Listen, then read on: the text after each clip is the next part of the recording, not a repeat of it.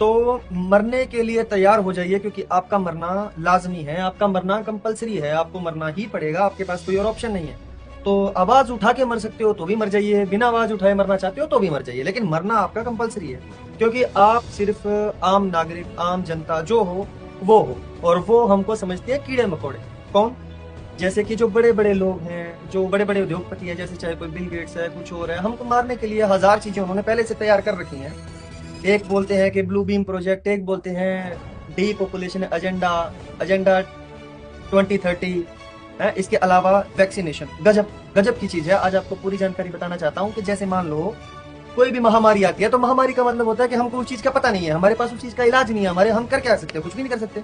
तो वो आ जाती है, उससे निपटने के लिए हम अपने हाथ पैर मारते हैं, वो अलग चीज है।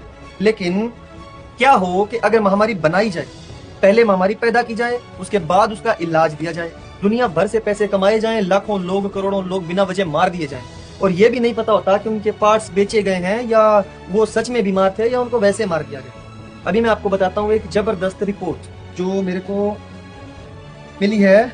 डॉक्टर कमलप्रीत सिंह की रिपोर्ट है, दी वैक्सीन क्राइम रिपोर्ट। ये जो बुक है ये इंग्लिश के अंदर है, लेकिन आपको इस बुक का पूरा पीडीएफ हिंदी के अंदर मेरे यूट्यूब चैनल के अंदर मिल जाएगा। आप डिस्क्रिप्शन से लिंक निकाल के इसको आप पढ़ सकते हो, तो ये आपको मिल जाएगी।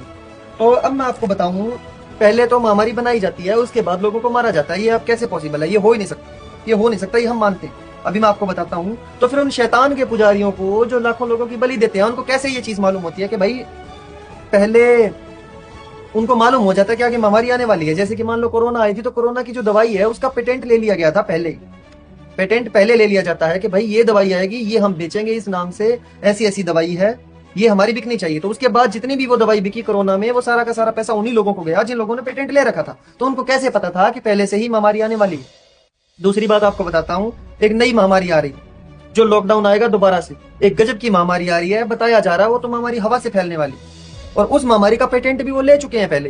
तो अब आप सोच के देख लो कि आपको कितना मूर्ख बनाया जा रहा है। जो चीज असल में है ही नहीं, उस चीज को तुम्हारे सामने परोस दिया जाएगा, तुम्हारे सामने पेश कर दिया जाएगा, और उसके बाद आप कुछ नहीं कर सकते, आपको वो माननी ही पड़ेगी। लॉकडाउन लगा दिया जाएगा, आपके घरों की लाइट काट दी जाएगी, आपका राशन बंद कर दिया जाएगा, तो आप क्या करोगे? आप मजबूर हो जाओगे उनकी बातें मानने के लिए।